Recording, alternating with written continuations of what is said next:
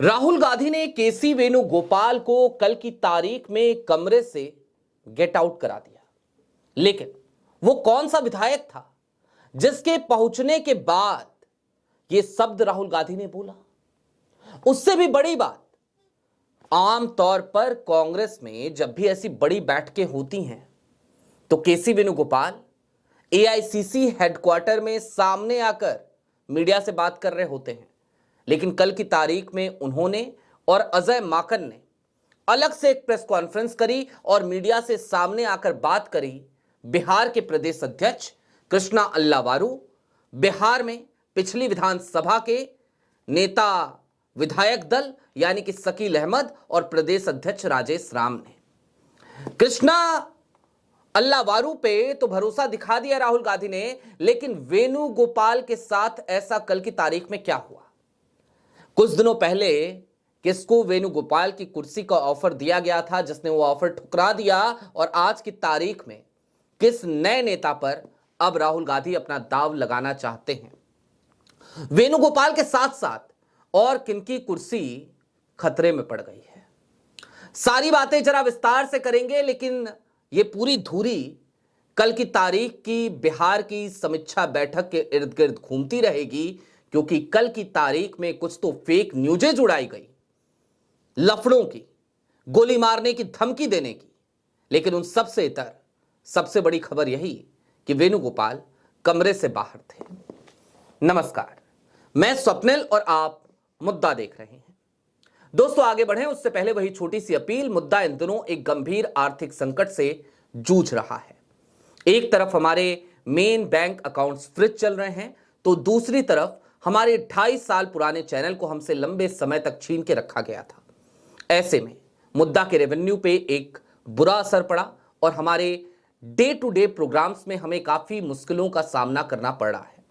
ऐसे में आपसे गुजारिश है, और ये गुजारिश करना हमारी मजबूरी भी, कि यदि आप चाहें तो छोटी छोटी मदद स्क्रीन पर दिख रहे क्यूआर कोड या फिर के नीचे दिख रहे यूपीआई नंबर के जरिए जरूर कीजिएगा। अब आगे बढ़ते हैं, खबर की तरफ चलते हैं। कोई खबर आपको नहीं दिखाऊंगा, इसलिए नहीं दिखाऊंगा क्योंकि आप बहुत जगहों पे देख चुके हैं, लेकिन जहां जहां भी देखी होगी आपके पास ब्रीफ में इंफॉर्मेशन अभी तक नहीं पहुंची होगी। मेरे पास यह खबर केसी वेणुगोपाल और अल्लावारू को जब कमरे से बाहर निकाला गया उसी समय आ गई थी, लेकिन हमने ब्रेक नहीं करी। मैंने अपने एक बड़े भाई हैं, उनसे भी इस बारे में चर्चा करी, लेकिन जाहिर सी बात है खबर की पुष्टि उस समय तक नहीं हो पाई थी, तो हमने इस खबर को बिल्कुल ही दबा के रखा। हम और ज्यादा इंफॉर्मेशन चाहते थे और हम उसका इंतजार करते रहे। आज दोपहर में मेरे पास इंफॉर्मेशन आई, और आज की तारीख में मैं आपको अब जो बातें बताने जा रहा हूं वो सुनकर आप कांग्रेस की अगली रणनीति को भली भांति तौर पर समझ पाएंगे। आप यह भी समझ पाएंगे कि आज की तारीख में राहुल गांधी किन मजबूरियों से दो चार हो रहे हैं। ठीक बात है, हर हार के बाद राहुल गांधी के सर पर ठीकरा फोड़ दिया जाता है, लेकिन राहुल उन तमाम नेताओं का क्या करें जिनकी अपनी अलग अलग महत्वाकांक्षाएं हैं। दोस्तों, अब क्या हुआ कल की बैठक में, जरा उसको समझिए। समीक्षा बैठक बुलाई गई, तमाम 61 सीट के प्रत्याशी कल की तारीख में बिहार से दिल्ली पहुंचे। एआईसीसी हेडक्वार्टर में यह बैठक हो रही थी। 4 विधायक राहुल गांधी से और मल्लिकार्जुन खड़गे से 1-to-1 मुलाकात करके बाहर जा चुके थे। 5वें विधायक की एंट्री होती है और वो विधायक एंट्री लेते ही 2 लोगों की तरफ अलग सी निगाहों से देखता है, और उसके बाद राहुल गांधी उससे कहते हैं अपनी बात कीजिए। जीता हुआ विधायक है, 6 विधायक जो जीते उनमें से एक विधायक हुआ। सबसे पहले आप फॉर्मेट जान लीजिए। एक एक करके 6 विधायकों से कल राहुल गांधी ने मुलाकात करी। उसके बाद 10-10 की लॉट में तमाम प्रत्याशियों से राहुल गांधी की मुलाकात हुई। जब तमाम विधायक आ रहे थे तो 4 विधायकों के साथ जो हुआ वो कोई नहीं जानता। 5वें विधायक के बाद से कहानी बिल्कुल पलट गई, क्योंकि 5वां विधायक जब कमरे के अंदर एंट्री लेता है तो वो ये देखता है कि सामने केसी वेणुगोपाल भी बैठे हैं, वहां पर कृष्णा अल्लावारू भी मौजूद हैं, वो उन्हें अलग सी निगाहों से देख रहा होता है। उसके बाद वो राहुल गांधी के सामने खुलकर अपनी बात रखता है। फिर छठा विधायक भी अंदर आते हैं, वो भी अपनी बात रखते हैं और चले जाते हैं। इसके बाद 10-10 की लॉट में जो हारे हुए प्रत्याशी हैं उनके अंदर जाने का क्रम शुरू होता है। और पहला लॉट जैसे ही मल्लिकार्जुन खड़गे और राहुल गांधी जिस कमरे में बैठे हैं उस कमरे में एंट्री ले रहा होता है उन 10 हारे हुए प्रत्याशियों का, उसी समय राहुल गांधी अंग्रेजी में एक बात बोलते हैं। और बात बड़ी सीधी सी, जो उन विधायकों में से, उन प्रत्याशियों में से एक प्रत्याशी ने मुझे बताई आज की तारीख में। हालांकि उस 5वें विधायक से भी मेरी बात हुई थी। सीधे तौर पे यह कहा जाता है केसी वेणुगोपाल और कृष्णा अल्लावारू को कि आप लोग जरा कमरे के बाहर जाइए, प्लीज वेट आउटसाइड। और क्यों? ताकि अगर हारा हुआ प्रत्याशी, ये जो लोग हैं, जो हमारे नेता हैं, हारा हुआ प्रत्याशी शब्द तो इस्तेमाल नहीं होता, लेकिन ये जो हारे हुए नेता हैं, ये कोई इंफॉर्मेशन कहीं ऐसा ना हो कि हमें देना चाहे और हमें ना मिल पाए।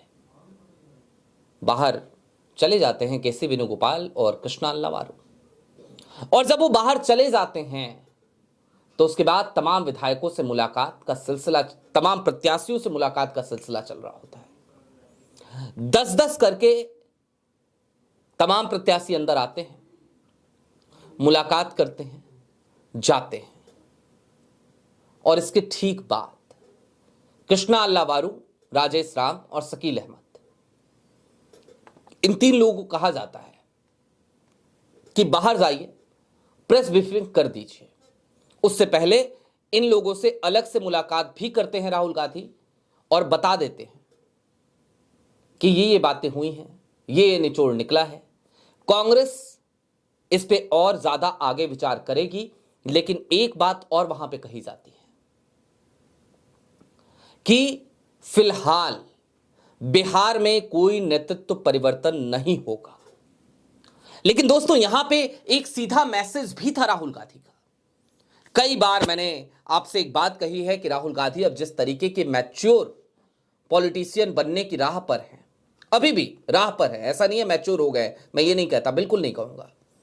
अभी भी कई बार, हालांकि वो मजबूरी में कर रहे हैं या जिस वजह से भी कर रहे हैं वो भी आके आपको समझ में आएगा, लेकिन कई बार उनके फैसले अपरिपक्वता वाले नजर आते हैं, एक सच्चाई है। लेकिन उन तमाम अपरिपक्वताओं में भी हमें एक ईमानदार प्रयास नजर आता है लोकतंत्र के प्रति, संविधान के प्रति। उनके अलायंस पार्टनर्स की बात मैं नहीं कर रहा, सिर्फ राहुल की बात कर रहा हूं। खैर, सीधा मैसेज ये कल की तारीख में मिला कि अमूमन जब इस तरीके की कोई बड़ी बैठक होती है तो उस बैठक में शामिल जो सीनियर लीडरान होते हैं राहुल और खड़गे के बाद, वो लोग बाहर आते हैं, आकर के अपनी बात करते हैं। लेकिन कल की तारीख में बाहर जो एआईसीसी हेडक्वार्टर के प्रेस ब्रीफिंग हुई उसमें केसी वेणुगोपाल नहीं थे। कृष्णा अल्लावारू को भी बाहर किया गया था, लेकिन वो वहां पर सेंटर में नजर आते हैं। उनके एक तरफ राजेश राम और दूसरी तरफ विधानसभा में, पिछली विधानसभा में कांग्रेस विधायक दल के नेता वो दिखाई देते हैं। और वो लोग आकर के अपनी प्रेस ब्रीफिंग देते हैं, बताते हैं कि आज की बैठक में क्या क्या हुआ, कांग्रेस आगे क्या विचार कर रही है, वोट चोरी को लेकर भी बात की जाती है। और इसके ठीक समानांतर ही एक प्रेस कॉन्फ्रेंस और ऑर्गेनाइज होती है जिसमें केसी वेणुगोपाल और अजय माकन पहुंचते हैं और वो दोनों लोग भी अपनी बात रखते हैं। और उनकी तमाम बातें जमीनी धरातल वाली तमाम कड़वी हकीकतों को हटाते हुए निश्चित तौर पर सिर्फ और सिर्फ वोट चोरी पर ही संदर्भित होती हैं, एक सच्चाई है। लेकिन इन तमाम इंफॉर्मेशंस के बाद अब राहुल की कुछ मजबूरियों की बात भी करना जरा ज्यादा जरूरी है। बीते 6 सालों से यह बात लगातार लोगों के मन में खटक रही है कि चलो केसी वेणुगोपाल बन गए, पहले साल लोगों ने देखा, दूसरे साल देखा, तीसरे साल फेलियर देखा, लेकिन 6 साल के बाद तो अब बहुत ज्यादा ये सवाल उठते हैं कि केसी वेणुगोपाल कब जाएंगे। लेकिन अगर केसी वेणुगोपाल जाएंगे तो उनकी जगह पे आएगा कौन? क्या ये सवाल कभी किसी ने सोचा है? कई लोग कई नाम गिना देते हैं, मैं भी अक्सर गिना देता हूं जो मेरे पास इंफॉर्मेशन आती हैं। लेकिन अब एक तल्ख हकीकत ऐसा नहीं है कांग्रेस ने अपने किसी नेता को इस कुर्सी का ऑफर नहीं दिया। बहुत सारे ऐसे नेता हैं जिनको इस कुर्सी का ऑफर दिया गया, लेकिन उन्होंने इस कुर्सी को स्वीकार करने से इनकार कर दिया। क्यों इनकार कर दिया? एक बड़े नेता है, उनको यह ऑफर दिया गया था, लेकिन वो इस ऑफर को स्वीकार करने से इनकार इसलिए कर देते हैं क्योंकि वहां के पूर्व मुख्यमंत्री, उनकी राजनीति अपने उत्तरार्ध में है और आज की तारीख में उनको लगता है उनको अपने प्रदेश में फोकस करना चाहिए। और हालिया दिनों में तकरीबन 42 मिनट की उनसे मुलाकात हुई थी राहुल गांधी की। उस समय भी उनके प्रदेश को लेकर, छत्तीसगढ़ को लेकर तो बात हुई, कांग्रेस के राष्ट्रीय स्तर की राजनीति को लेकर भी बात हुई, लेकिन उसके बावजूद उस ऑफर को स्वीकार करने में वो हिचकिचा रहे हैं। आप नाम समझ गए होंगे, राहुल गांधी के पुराने साथियों में से एक है। मैं नाम नहीं लूंगा, आप समझ पाए तो नीचे बता दीजिएगा कमेंट बॉक्स में मैं किनकी चर्चा कर रहा हूं। लेकिन यह समझिएगा कि किसी जमाने में जब मिलिंद देवड़ा, ज्योतिरादित्य सिंधिया, आरपीएन सिंह जैसे लोग राहुल के आसपास दिखा करते थे तो उनमें एक युवा चेहरा वो भी हुआ करता था। सब चले गए, वो व्यक्ति आज भी कांग्रेस में है। दूसरा नाम है गौरव गोगोई का, लेकिन गौरव गोगोई आज की तारीख में असम में जिस तरीके से फोकस कर रहे हैं और हिमंता को जिस तरीके से टक्कर दे रहे हैं, ऐसे में वहां से उनको हटा करके दिल्ली नहीं बुलाया जा सकता, क्योंकि असम कांग्रेस के लिए महत्व रखता है, बेहद महत्वपूर्ण है। इस सबसे आगे बढ़िए तो बाकी तमाम नेताओं के जिनके भी नाम आते हैं, चाहे वो शशिकांत सेंथिल का हो या फिर कि कन्नन गोपीनाथ का, उन सभी के अंदर अभी इतना अनुभव नहीं दिखता कि वो जमीन पर संगठन को मजबूत कर सके।